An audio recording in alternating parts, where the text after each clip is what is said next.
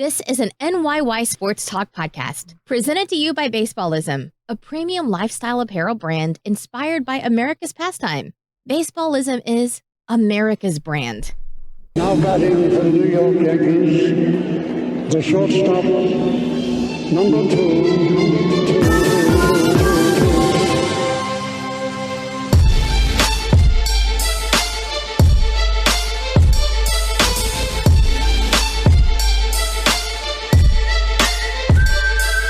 Welcome back. This is episode 124 of the NYYST podcast presented to you by Baseballism.com.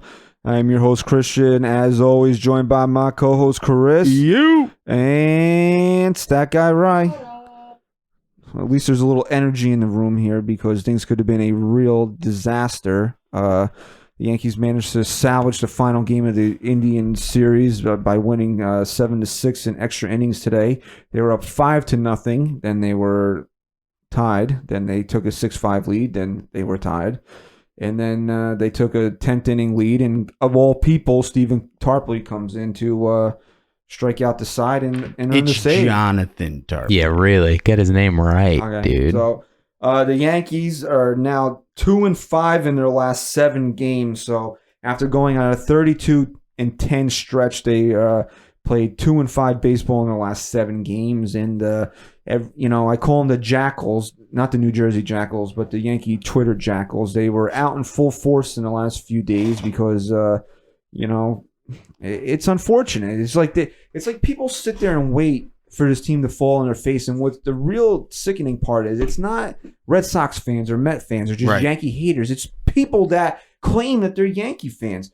And I use this term all the time, and it's called ebbs and flows. Ebbs and flows. There's 162 games in a Major League season. You're not going to play 750 baseball or whatever it was the Yankees were playing over the course of 162 games is nearly impossible. And for them to have gone on a 32-10 stretch with the amount of injuries that they played, it's like they get no credit for it because they had a 2-5 run this last week. Does it concern you at all the fact that they aren't healthy and these guys who have been overperforming this entire year so far are still on the field and still contributing? That does it concern you more that they had this stretch now? Does it make you feel like we need to get these guys back a little quicker now? Even when they were on that stretch, I wanted these guys to come back. You never want to overexpose players that are not used to playing a full season, guys that are kind of playing above their means, like a Gio Urshela or even Cameron Maybin to a degree. You always want to get your starters back. It doesn't matter how well the replacements are playing. These guys are replacements for a reason, and starters are starters for a reason. So even when the Yankees were on that stretch, it's not like I had said, oh, Stan, take your time, dude. Take another month if you need it. No, the guy is capable of hitting 59 and 60 home runs in a season. Why wouldn't you want him back in your lineup? I agree. I agree. It's just more of a sense of we're waiting for the spark to go out, and it makes you a little more cautious of what to expect from this team until these guys get healthy now. Look, it was a bad set of circumstances because the Yankees they lost Sunday night to the Red Sox. That could have been a real statement game for them to really bury the Red Sox, as we said. But instead, the Red Sox won 3 straight right after that too, right? But then didn't they lose the series to the Rays? They got mollywopped yesterday by the Rays. They split a doubleheader. I know they played a doubleheader. I think they lost Friday, split Saturday. And I think they lost. They lost today, right? If I'm not mistaken. So they did sweep the Royals because the Royals are terrible. But then they played another top team in the league, and they lost the series. So the Red Sox have not gotten to a point in their season yet where they can beat relevant competition. So I don't really worry about that too much right now because I'm really focusing on what the Yankees are not doing, and they're not really doing anything well at the moment. Today was another. I think they're offensively, they're doing all right. It's just their pitching has been really bad this week. Well, it's concerning because they came off to such hot starts. in both games. They scored what? In their They five took the first losses, 2 runs. in their 5 losses in this 7-game stretch, they've scored 5 runs, 3 runs, 7 runs, 2 runs, 4 runs, and I think another game of 2 runs. So, 4+ runs in a majority of those games. Is that the team needs these guys that are out, they're Stantons and Judges, or is it we just had really bad pitching this week? Well, if you look at the Cleveland series, right, they got off to 2-0 leads Friday and Saturday, and then the offense shut down after that. You're They right. scored a couple runs late Saturday, but that game was already out of hand. It was 8-2 at the point, so you don't really take those runs as meaning as much as if they did if they happened in a 5-2 ball game or a 5-3 ball game. So, they jumped out to early leads and they really didn't do anything. And then even today, they jump out 5-0. They had that crazy second inning where that all started with 2 outs, almost harmlessly with a Clint Frazier single, and then Gardy hits the home run. Maben gets the infield hit. LeMahieu again. I mean, Unbelievable. Machine is just an apropos term The for machine. him. And the media can give Gary Sanchez the credit for it, but I think you all know where you heard that first. But that's neither here nor there. You had it first? You said it first? Maybe. Okay. Uh-huh. Well, then I guess Gary Sanchez listens to the pod. He probably That's does. a compliment, dude. He probably and then, does. Voit hits the 2-run double. It's 5-0, and they don't do anything. Again, they don't do a damn thing. They get shut down again until the 9th inning. It was nice of them to come through. That was not a good at-bat by Clint Frazier in the 9th inning. That was a great at-bat that he was able to lay off those 2 sliders away from him. Didn't let the moment get too big for him, which is a great sign for somebody like Clint Frazier. And he got a pitch in the middle of the plate, and he was able to get it out into the outfield, which is, at that point in the game, bases loaded, 1 out, you're tied in the 9th. You just need to hit a sacrifice fly right there. And he did a great job in that at-bat. For everybody that wants to kill Clint Frazier, he's not made for New York. He's his defense, blah, blah, blah. This guy is still a phenomenal hitter, and he had a tremendous at-bat today where he did not try to be the superhero. He just did what needed to be done in that. And you're right. It does say a lot because this is a guy who is constantly scrutinized for being a head case. And for him to kind of slow things down today, slow the game down a little bit, I think was a big step for him. This team scares me a little bit right now, because like I just said, we need guys back, and now we're hearing bad news about Betances, a guy who we said was so important to come back at this point. They come off to 2-3 good starts, and the next thing you know, you go into the other room for a minute, you come back and they're losing. We're going to need reinforcements. I don't think the news is all bad on Betances. It just seemed like the Yankees were being a little overly cautious there because the soreness was a little extra than it would be from just throwing a normal side session. It's down more in the lat than the shoulder, I believe that they said. So they're not really too concerned with it. They're just going to send him for test, see how everything comes out. So hopefully it's not a major setback, but it is going to push him back a little bit. So we'll see where that goes. But, like today, this was not a great week for the bullpen. You look at, I believe it was, if I bring this up here, it was Wednesday's game against Toronto. The Yankees are up in that game 7-4 after a big 3-run home run in the 6th inning by, I believe, LeMahieu hit that ball in the 6th. Yeah. You think you got the game in the bag, and then the bullpen implodes. It's going to happen. Everybody this is what the issue, my biggest issue is with social media and covering this team, is that everybody wants to react to everything as it happens and making an indictment on that player or the season. Things are going to happen over the course of a long season. Guys are not going to be perfect. Zach Britton had gone on a stretch where he didn't give up a run for over a month. Right. And he gives up a big... Yeah, I get it. It sucks. He gave up a big 3-run home run to Vlad Guerrero Jr. The Yankees lose the game. That doesn't mean Zach Britton now sucks. It means he had a bad game. You have to compartmentalize these things. Right. For me, it's not the 2-5 that worries me as a fan.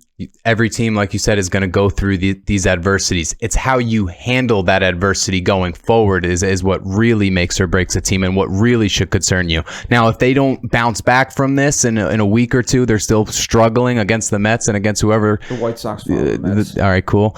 So, if that continues there, then yeah, we need Judge back. We need Stanton back. But I mean, what they haven't done anything really besides these last 7 games to say otherwise. I think today was a big win, even though it was ugly. To go out there and to win the way they did today could really change the next 10, 15 games for a team, because we know how contagious winning is and performing well is. Over those few games that they lost, you kind of just had that feeling that they were going to lose. Yeah, even today it felt weird, even with the 5-0 lead. It's right. Like you look away, you look back, it's 5-4, then it's tied. So I think going into today, they knew they had to win this game, and they almost gave it up again. But they found a way to win it, and then Hicksy drove in the game-winning RBI. Great at bat there too. Well, going back to the Toronto series, I hate playing teams coming off long losing streaks, because it has to turn at some point. Mm-hmm. It just has to. And they had a winless road trip. I believe they were 9 consecutive losses overall. They were coming home. The Rogers Center is a dump. It just is. It's the worst stadium I've ever stepped foot in. Okay, so by far. You're playing a bad team. It's a classic trap series is what it is. It's exactly what it was. It was a classic trap series. You're coming off playing Boston in Yankee Stadium. The energy is off the roof, through the roof. They go to Toronto playing a team that needs to get something going, losing 9 in a row. They're home. The Yankees are away in a dead building. It's going to happen. It's just dead building, dude. Holy, outside of Tropicana, I have never seen a stadium as empty as the Rogers Center was in this series. It's such a joke. At least the one thing that it has, the Trop has going for it, is that the team that plays there is good. Mm-hmm. So the Yankees can bring themselves to say, hey, you know what? We got to beat this team because we're battling them for the division. You can fall into, when seasons are as long as a baseball season, you can fall into little ruts and traps. And that's what happened in Toronto. And they probably should have won the middle game. They didn't. It happens. You move on. And then this was a big statement series for the Indians, because the Indians, as we talked about, they were 10, 11 games out in the division. Mm-hmm. They had just come off a series with Minnesota where they took 2 out of 3, and then the Yankees were coming to town. So if the Indians were going to make a season for themselves, they had to do it this week. Right. And you knew even that some of the names aren't there, like Kluber's on the IL, Carrasco's on the IL, Ramirez is having a terrible series. Really? I'm shocked at the season he's having. You know that there's still talent there with Lindor, and they have some really nice young-looking players. Santana's back there. Yeah, Plesac really impressed me Friday night, and then who's the kid that pitched Saturday? I can't think of his name. Oh, that nasty curveball he had there? That thing was nasty. I'll pull it up. Hold up. I can't think of his name right now. Was it Pluko? He came in with a high ERA, but you know what? He came in and he pitched really well against the Yankees. You know why his ERA was really inflated? His last start, he gave up 7 runs in 5 1/3 innings. So, that really inflated his ERA. But other than that, looking at his game logs, it seemed like he's pitched relatively well over the course of over the year. So, you get beat there. You don't like that they get off to these early leads and then the offense just shuts down. But today, here's another big complaint. Oh, the anti-Booners are like, oh, why didn't Boone take Canely out of the game? Do you guys realize that they scored 4 runs in 10 pitches? Right. What is he supposed to do there? Right. How are you supposed to get a guy ready that fast? All right, you got bombarded. 4 runs in 10 pitches. There's no manager on the planet that's going to be prepared to have somebody come in and relieve in that situation. And on top of that, hasn't Canely earned the right to have the confidence of his manager to get through something like that? Where, like you said, after 10 pitches, what?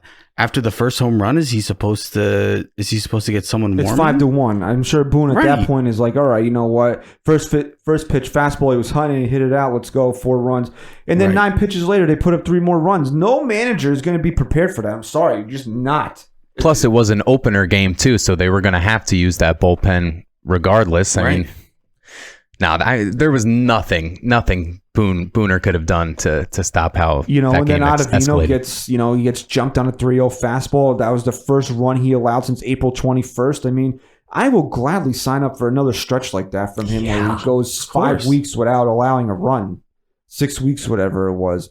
So you can't. I mean, you live in the moment. It sucks. They blew a lead. There's probably a game that they should have put in their pocket and ran away with. But you don't make it a grand indictment on a player or a season. These are ebbs and flows. That's going to be like the narrative of this episode. Is that it's like the tide comes in, the tide goes out. Right. So now you just hope now that the Yankees have put this bad stretch behind them. They win this game. You put the W in your pocket. You go home. You're facing Jason Vargas in the Mets tomorrow. I know Vargas has pitched really well. He had a complete game shutout in his last outing. But that should be a game you go out there and you win.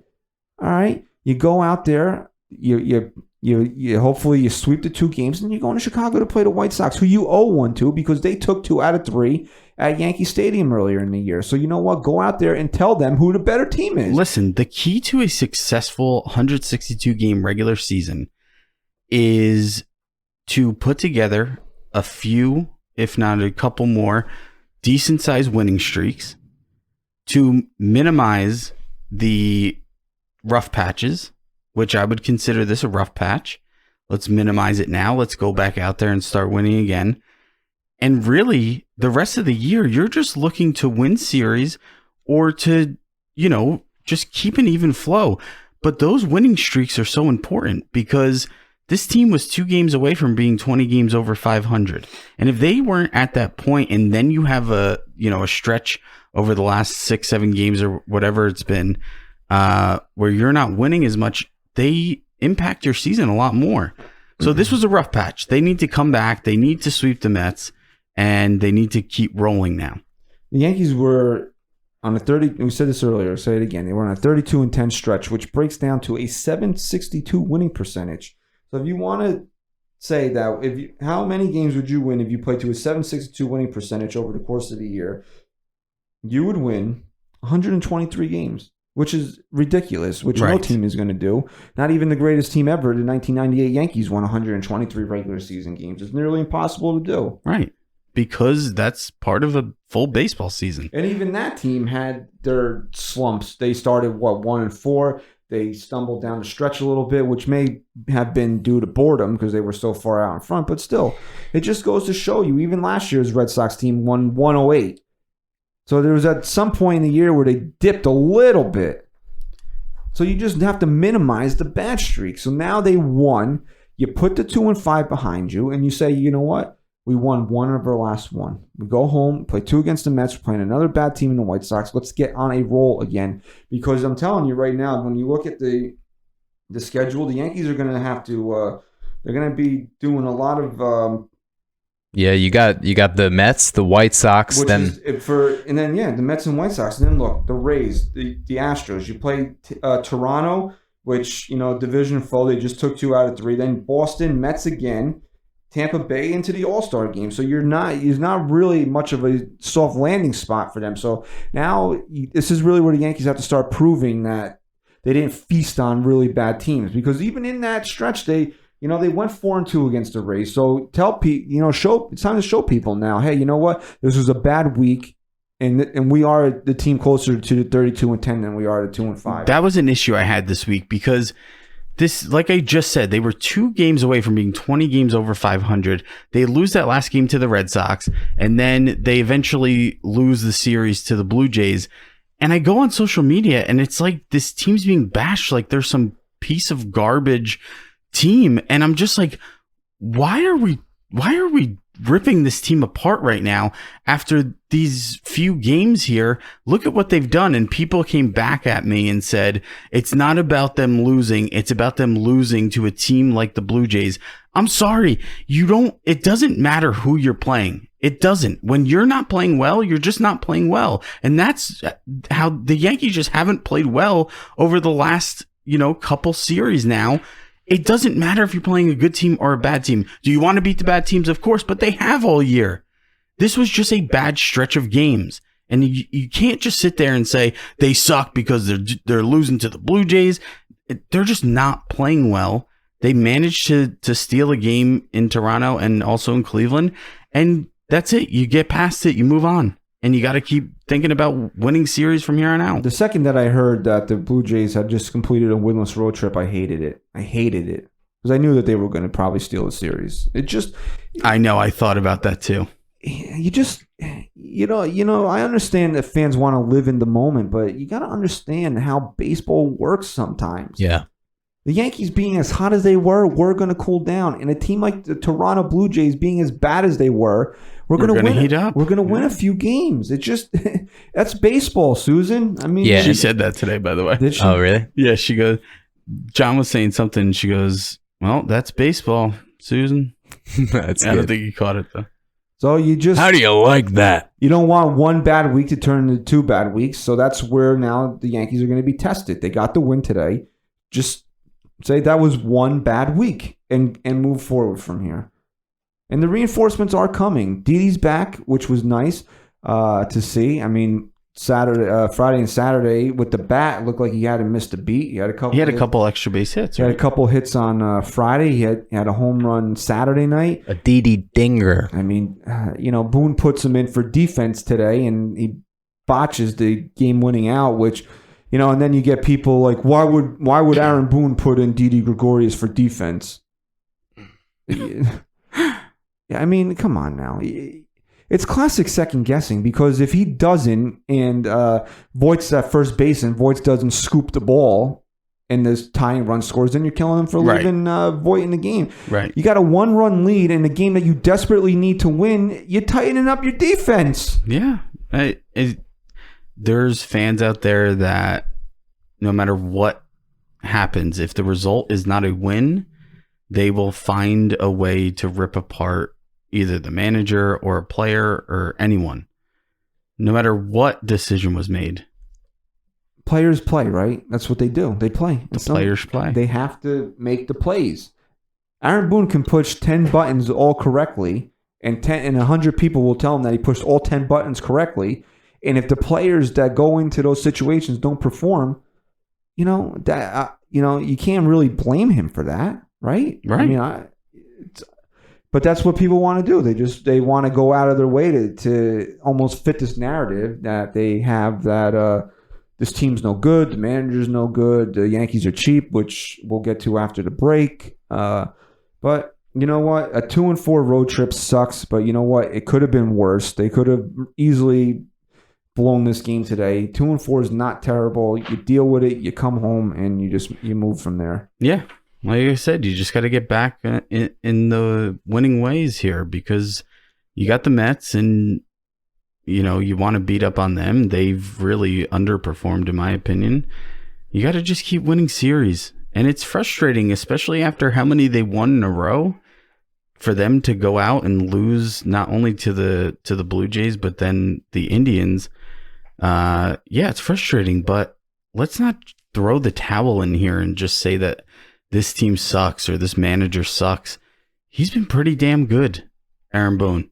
And this team's been beyond good. So people just need to take a deep breath and back up a little bit. Breathe. Yeah. It was like feeding season for the Jackals this morning. And it's unfortunate because you almost hope that these people aren't really Yankee fans, because it's like, how could you claim to be a fan of the team and you're just waiting for failure to happen? Right. It's I don't know. That's not me. No, you're right. It comes off almost like that they would rather them be bad. There's people out there, especially in the age of social media, that would rather be right about an opinion they have than be wrong and have a better result. Like, I hate Aaron Boone, so if the Yankees lose, I'm right about it. So I would rather be right than be wrong and have the team that I've been rooting for since I was 5 years old win a World Series. That is definitely the reasoning behind it. Because, I mean, a lot for me, too. I'm kind of like that, too, sometimes. I just want to be right. I mean, think about it. But I wouldn't put me being right over the... I put it out on Twitter this morning. I was like, it's feeding season, because The Yankees, they're on a bad stretch of games right now. They're in a bit of a rut losing streak, so that brings them out. Now the Yankees are cheap crowd can come out because they didn't sign Dallas Keuchel. Okay, and then you got then you got another injury to a starting pitcher, which just compounds the fact that you didn't get Keuchel because it's an injury because Keuchel is a starting pitcher, so he could have came in and replaced Herman. Right. So it was just a bad combination. And these people that you hadn't heard of it because they had nothing to complain about are like, oh, I'm back. It was like an overload this week. Yeah, like they were just waiting. It's a great week for those they were waiting. types of fans. And they were upset that this team has played so well. Yeah, that it took they didn't have this much long. to complain about. So we'll break down Herman and Keuchel on the other side of the break because they kind of, to me, they almost kind of fit together. But Didi's back, so that's good to see. And hopefully that starts to limit the at-bats of Kendrys Morales, who I said this yesterday. Yeah. You can't bat 1,000 on your reclamation projects. It's impossible, okay? Because for every Luke Voigt, there's going to be a Right. Kendrys Morales. And I thought he was going to pan out when he first got here over the first few games. And that was another. He's like public enemy number one amongst Yankee fans right now. You got to understand the Yankees are going to play him, especially last night when if you were listening to the broadcast, the starting pitcher had terrible numbers against left-handed batters. So you know that the Yankees are driven by analytics. They're going to hear that and they're going to put more lefties in the lineup. Right. Did you hear that Vladimir Guerrero, Kendrys Morales story? No. Morales was in the Blue Jays organization as Guerrero was coming up, and Vlad Sr. told his son, he said, listen, I need you to do one thing, that's seek out Kendrys Morales and do whatever he does. You copy it, you emulate every single thing he does. I did hear that. And why was that? Was because Kendrys Morales did that exact thing with Vladimir Guerrero. Guerrero Sr. was Morales' mentor coming up with the Montreal I think it was, was it the Expos at that point? Yeah. Morales came up with the Expos? Morales was playing with Vlad Guerrero Sr. and he followed his every word. And so he told his son to do the exact same thing Morales did with him. Hey, and if your dad is Vlad Guerrero, you're listening to him. Absolutely. Well, just to correct you, Ryan. Sure. Go Vlad for it. Guerrero did come up with the Expos, but Morales came up with the Angels. Yeah. That's Right. where I knew I was wrong. I knew I wasn't right there. They met in the Angels You're right. organization. But yeah, Okay. Morales is a rep as being a great teammate, a guy that studies the game really extensively. So that could be another reason why the Yankees are keeping him around too. I don't expect him being here much longer. Okay, when Giancarlo Stanton comes back, he's probably the next guy out the door. Sure. Because we heard that Boone gave an update Saturday on Judge and Stanton. Stanton is going to begin another rehab assignment either Monday or Tuesday. They weren't sure which day. He's going to spend about a week with the Tarpons in Single A. The Tarpleys? Yeah, the Tarpleys. Wasn't that a show with D.L. Tarpley? Sure, man. No, I think it was D.L. Hughley. He's going to spend a week with the Tarpons, and then Boone said he's probably going to need about another week in Scranton before he's ready to come up and rejoin the Yankees. So we're looking at maybe 2 weeks for Stan. Hopefully everything's finally behind him, and he comes back and he rejoins this team because you know what? I don't care what anybody says. Adding Giancarlo Stanton to the Yankees makes them better. Yep. You're complaining almost to the point where I want to Jay and Silent Bob clown shoes all of you. What, find them? Yeah. Yeah. That's what they do in the movie Jay and Silent Bob. They find their haters and go to their address. Is that Strikes Back? Yeah. Yeah, I saw that. Yeah. They're making another one of those. Yeah. So anyway, it's almost to the point where I want to do that to you. That's how badly you're complaining about Morales. But then at the same token, the guy that could come back and get rid of Morales, you're all complaining. The same people are complaining right. Oh, we suck with Stan. He strikes out too much. Do you guys? I don't know if you want to talk about this that long, but is Cameron Maben proving himself to be a legitimate factor for this team as far as a role on the bench? It's going to be really tough when Aaron Judge comes back for the Yankees to make that decision, honestly, between Frazier and Maben. Because Gardy snapped an 0 for 22 today with that home run that he hit. So you see, we talk about ebbs and flows, although Gardy's downward trajectories are, they're disgusting to watch because all he does is roll over the ball to second base all the time. So, Did you see that Gardner stat when Gardy hits a home run? I think it's the last 2 seasons. The Yankees are 32-6 when Brett Gardner hits a dinger. That's crazy. I didn't hear the exact Little number, fun fact but there. I'll pull up the exact number, but I'm pretty sure it was that. So you need Gardner to step back into that fourth outfielder role. So now it becomes who's playing left field the majority of the time? Stanton, Frazier. Who's the DH? Are they going to use the DH spot to get all the infielders in there? Is Voit going to become more of a DH? If LeMahieu play first? These are all things you're going to have to ask. And you're not going to have Frazier be a bench player. If the Yankees decide that they would rather have That's what I mean. 2 bench guys that kind of do the same thing, but from opposite sides of the plate, Gardner and Maben.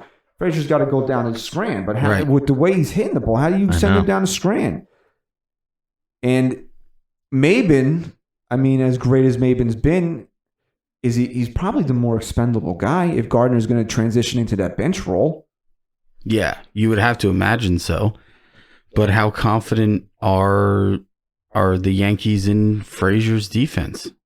He looked better this last series. He did, but he's working. He's working. Which is but good. Maybe he's a little more. I know he didn't play in the major leagues for Cleveland. Did he ever even make his debut with them? No. But just to confirm, maybe he's a little more familiar with the Gardy stat. Since 2017, including the playoffs, the Yankees are 32-6 when Brett Gardner hits a home run. Wow, that's a Katie Sharp stat. Wow.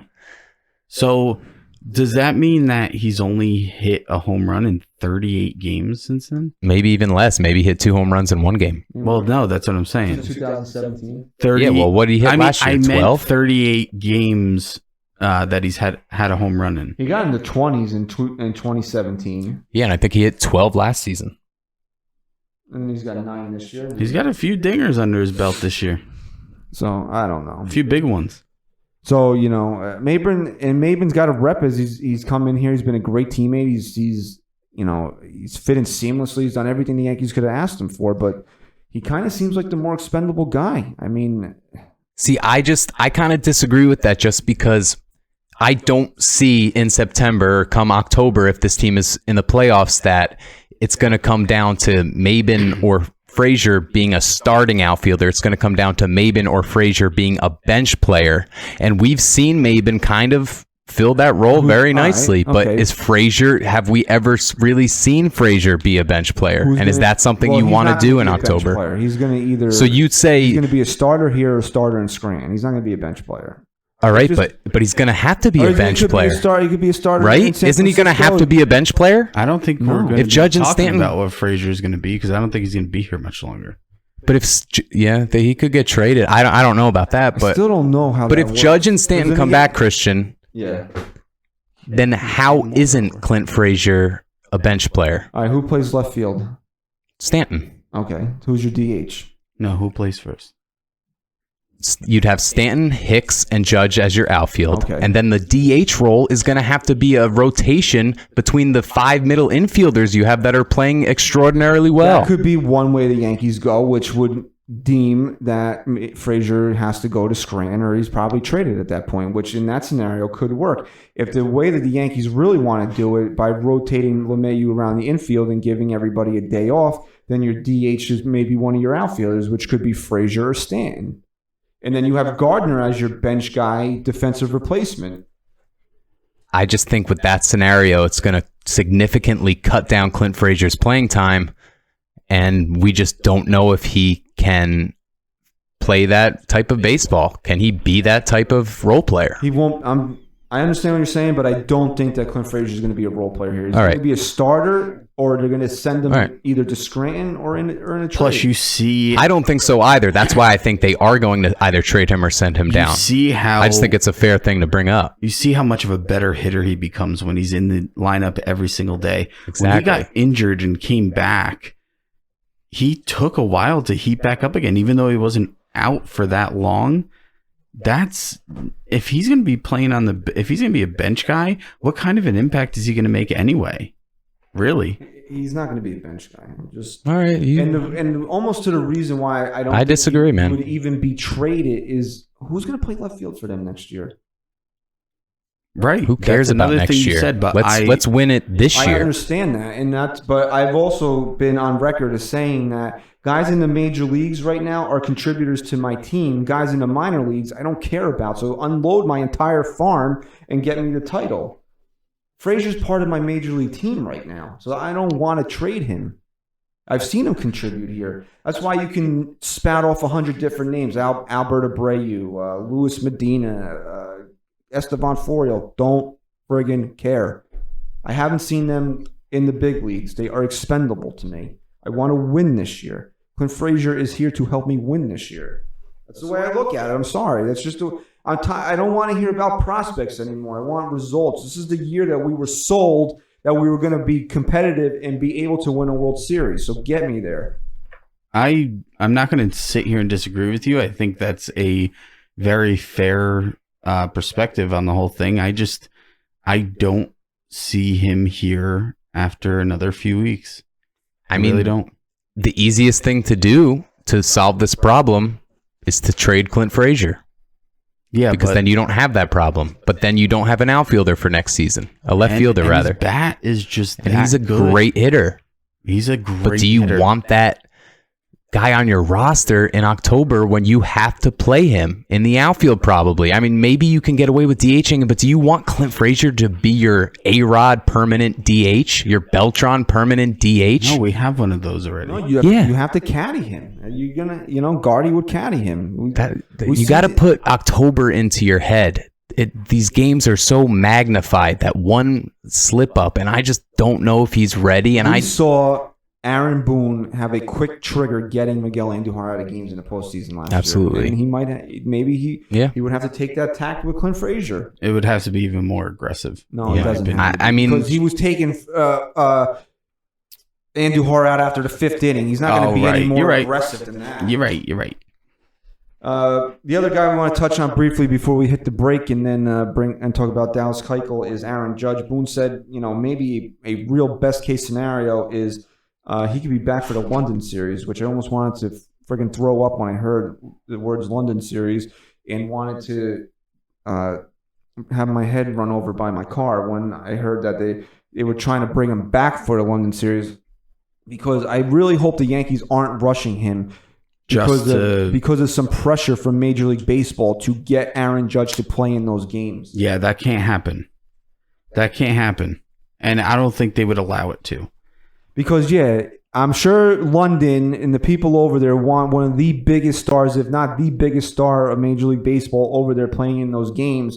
But if he's not ready, he's not ready, and he ain't playing in those games. I'm sorry. Yeah. There should be nothing. And in fact, even if he was ready, let's say in those 2 days in between the end of that Toronto series and the beginning of that London series, somebody deems him medically cleared. You know what? If I am Brian Cashman, I say, you're coming. We will see you on July 2nd when we are in Flushing to play the Mets. Right. I agree.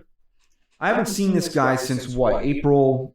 What date was it? April 19th? It was the second game of that Royals series. April 20th. Okay. They lost 7-2 in that game. So now this guy's missed 2.5 months of baseball almost, and you want him to come sit on a plane, go to London, play 2 games, and then come back? No. Screw you.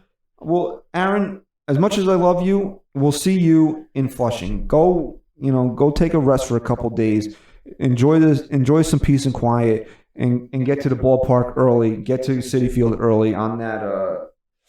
What day is that? On that Tuesday there, and we'll have you in the lineup. Yeah, that's a great point too, because it's going to be a tough adjustment for players that have been playing the entire season. That adjustment going to have to play to London, to have to miss all of this time, and then your first series is in a different time zone and on a different continent. That's a lot. Yeah, I would not, honestly. I agree with you, Christian. If he had not already returned to action, I'm not returning him 2 games in London. I'm not doing it. Me neither. All right, you want to hear from the sponsor? Sure. Why not? Okay. All right, let's kick it to our sponsor, Baseballism.com. Head over to Baseballism.com. Use promo code CHASE28 for free shipping on your entire order, and we'll be back after this.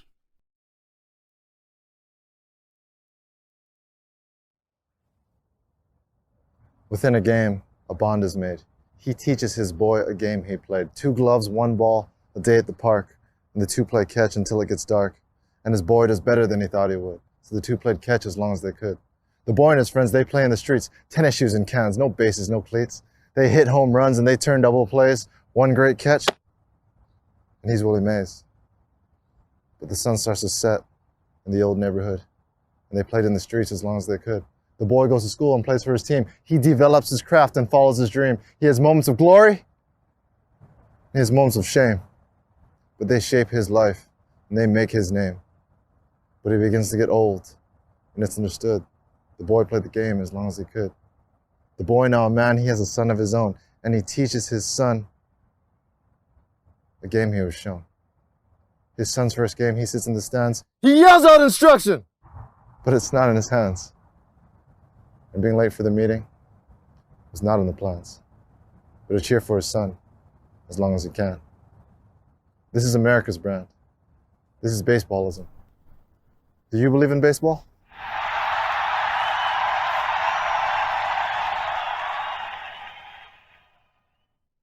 All right, we're back here on episode 124. Go to baseballism.com, use the code CHASE28 for free shipping. I don't know how fast they ship, but with Father's Day coming up, you might want to take advantage of the free shipping and get your dad a gift. Yeah, if you love your dad. I saw a really cool new T-shirt on their website yesterday. It was a USA Baseball shirt. Oh, I saw that too. But what originally drew me to the website, it was almost like in a gray shirt with like red, white, and blue lettering. But when I went there, it was only in black and gold. That shirt, you have to go. I think they put things in different departments.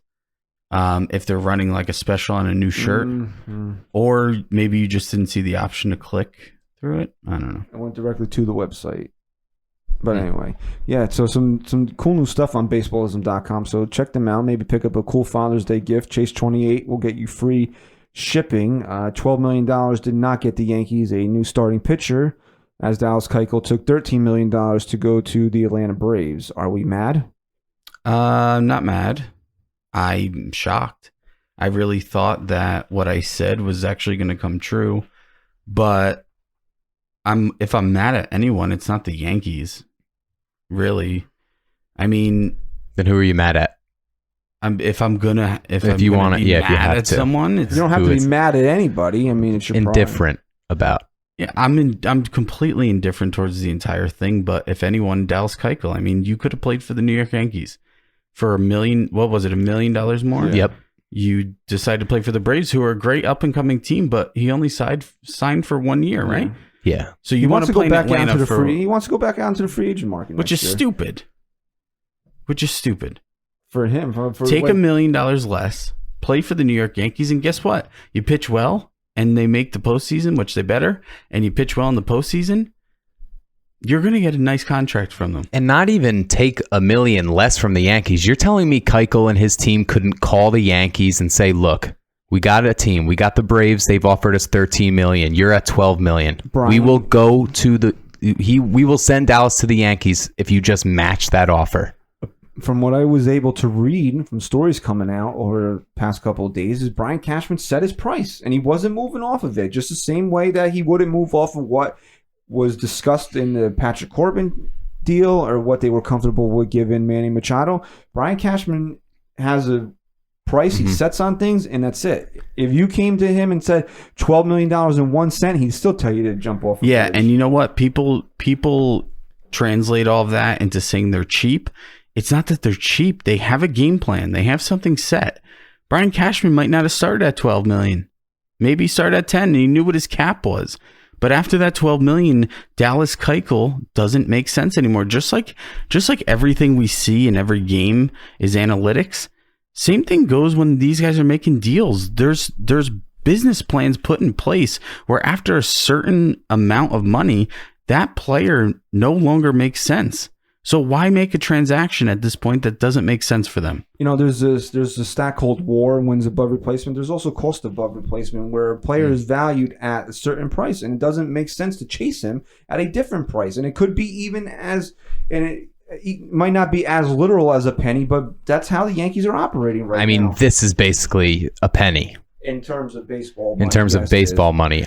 And you know what? The people who were immediately upset about it, they don't bother me because you thought the Yankees should have gotten him. That's fine. It's the people who, now that Herman is hurt, that come out and say, this is why we should have gotten. Those are the people that piss me off. Because 2 days ago, you were probably saying you were glad they didn't get him. But now, just because this happens, you think the Yankees are wrong for letting a guy like Keuchel go. Look, I've always been steadfast in saying that I think he would be useful for the Yankees. I don't see him as a game changer. We've seen scouting reports put out by our good friend Dan Federico, who is now is he badge certified now? Badge got that check mark now. So I mean, Dan, you have only us to thank for that, even though we can't get certified ourselves. But that's I'll put in a good word. Okay, I know Twitter. We have that clout. We do that for people. Yeah, we got that clout. Okay. Anyway, so now if you didn't take Dan's word for what he said, now that Twitter has said, hey, you know what, we're going to verify this guy here.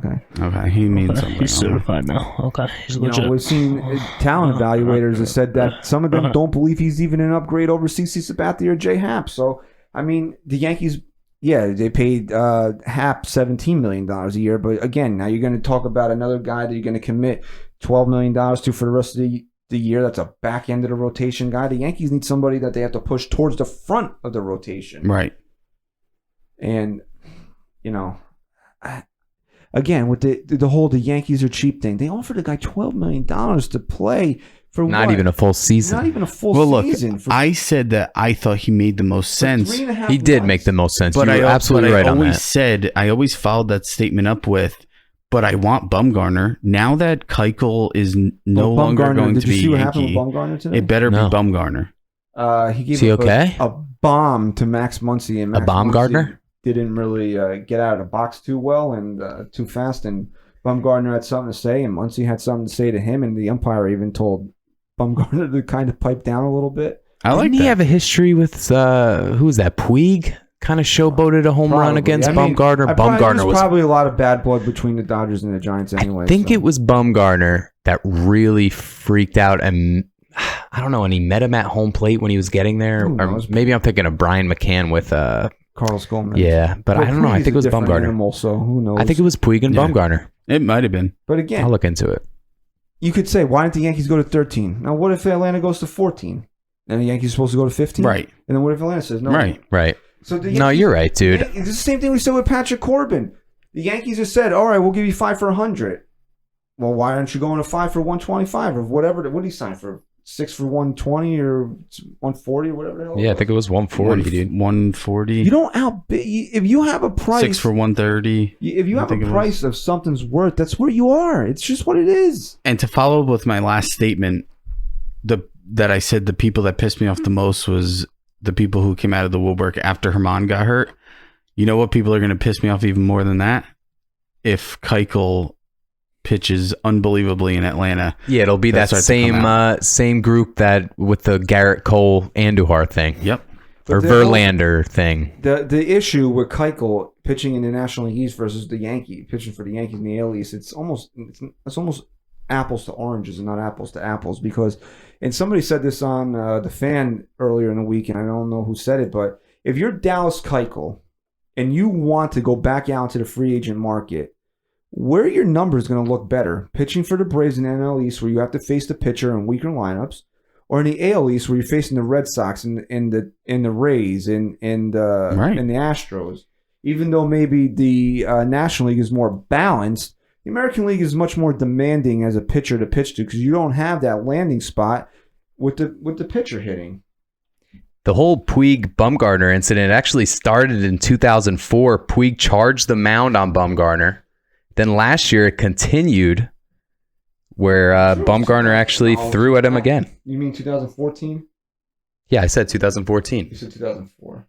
Well, maybe that's what I heard. Oh, no, I don't know. Maybe I said 2004, but I meant 2014. We'll have to play that back, Okay, we'll go listen. But that's pretty, so it just goes to show you he does not like when guys showboat when they hit a dinger off of him. And nor should he. No, I like he that shouldn't. about him. No, yeah, I like that mentality. That's awesome. Ryan, what were you saying about Herman earlier today? That he got I know he got placed on the DL with the hip flexor strain, but apparently this is going back a few starts now. He has been feeling tension in his hip since May 26th. I think it was a series against the Kansas City Royals. And that's really when he started to fall off. He said it was okay. He'd wake up feeling sore, but it was whatever. But then after his last start, he said he woke up the next day, that Friday or whatever, and he just felt like a tremendous amount of pain, more than he had felt. Did you ever notice, like, whenever Yankee pitchers who have been pitching well, they start to fall off?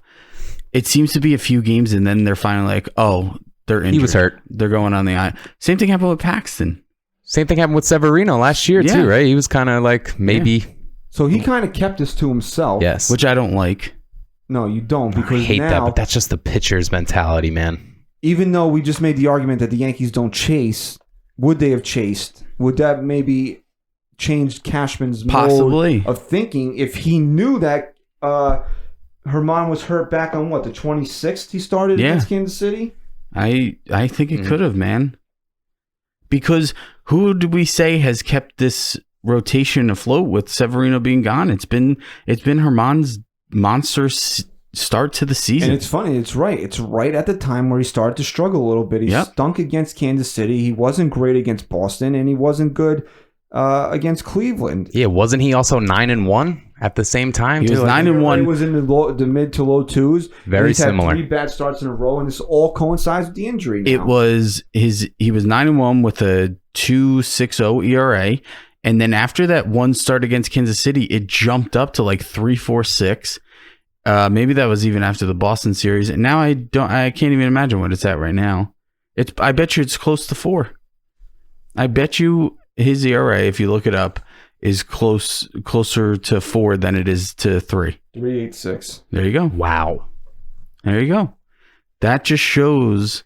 Yeah, I think there was a stat he had given up 4 home runs in his first 4 starts, and he'd given up 9 home runs in his last 4 starts. So, I mean, if you really could be mad at anybody for not getting Dallas Keuchel, maybe it's Domingo Germán. Maybe if he opens his mouth after he starts feeling it in the Kansas City series, maybe the Yankees shut him down then, and they're like, you know what, now we might need, maybe we budge on that $1 million. Maybe, even though I still really don't think Cashman does, because just the way he operates. Mm-hmm. Maybe he does. Maybe something changes their mind at that point. I mean, we don't have Vermont now. Well, we gotta maybe go out and get Dallas. And this could be a chance for Chance Adams. Double wordplay there. Chance for Chance. Because it seems like he might be the one that... You think he would be the guy? That's what I heard today. That I think most likely. And he looked pretty good in his couple outings, right? I mean, what are you going to do? Nothing special. You can't keep bullpenning it. You just can't. No. You can't keep going with the opener games. No. I do like how Green looks in that role, though. Yeah, but you know what? Green's biggest issue now, he looks much better, but it's like he gets 2 quick outs, and then next thing you know, he's on the verge of giving up a big, big home run or something. He got through the first inning in 7 pitches today. Right. When he gets extended. So, and I understand why Boone did it, because he didn't really have a true long man today. He knew he only had a Cortez for Do you think he called over to Francona and asked if he could borrow AJ Cole for the day? No. AJ Cole did pitch today. I know. And that really pissed me off that the Yankees didn't do anything against AJ Cole. How After about all that? the games that AJ Cole blew up yet last year, he couldn't return the favor now that he was on the other side. Yeah. What's the guy's name on Cleveland? He was pitching in the 8th or 9th. Simber? Yeah. Did you see his delivery? No. His mechanic. I was listening to the whole game. Like, his front leg. See the way his legs are? His front leg. You know how your 90-degree angle. Your back leg's on the mound. Correct. Know, and his front leg, instead of it being like this, is like this.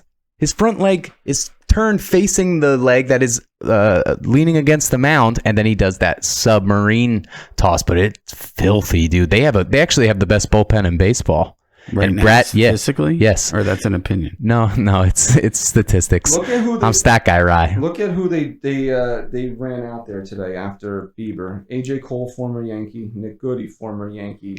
Oliver Perez, Bird, former Yankee. Former Met. I believe Olsen was a former Yankee as well. Then Simber, who came over in the Brad Hand trade, and then Oliver Perez, who was in Yankees minor league system last year. Who good for Oliver Perez, man. He's been going a long time, and he had like a CC Sabathia type of resurgence where he had to recreate himself, and he's done a great job. He's just one of these guys that just gotta hand it to him. He's a lefty specialist, and he'll have a job probably until next season when they get rid of the three batter. When they go to three batter, right? Yeah. Got to Brad hand it to him. Who I actually watching him in this series kind of like brought back how much I wanted him here last season, because that guy going to be a Yankee. He reminds me a lot of Andrew Miller.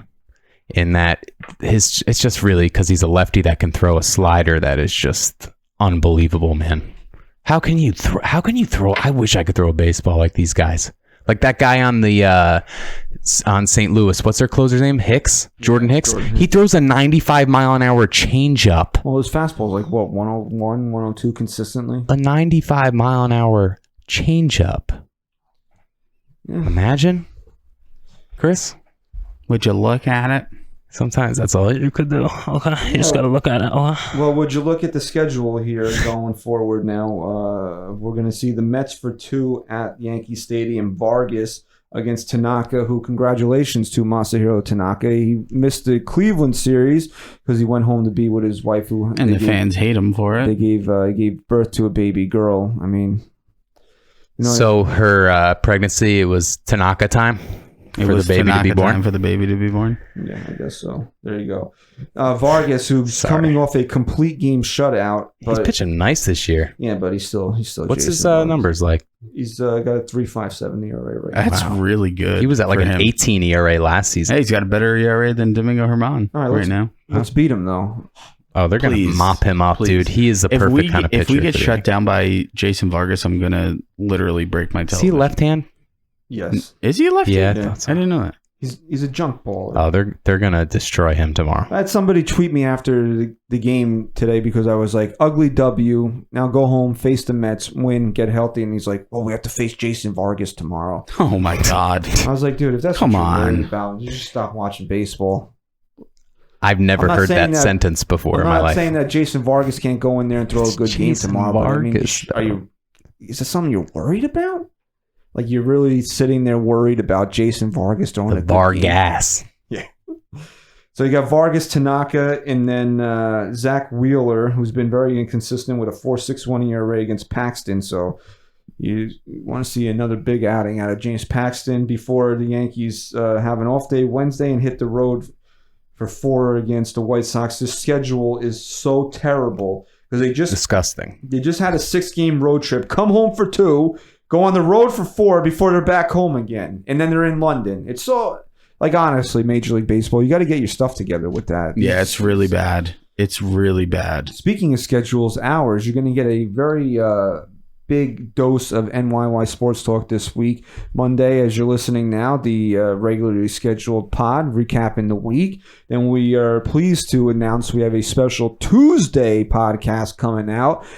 We interviewed Bob Klapisch, formerly of the Bergen Record, now of the New York Times, and the co-author of Inside the Empire.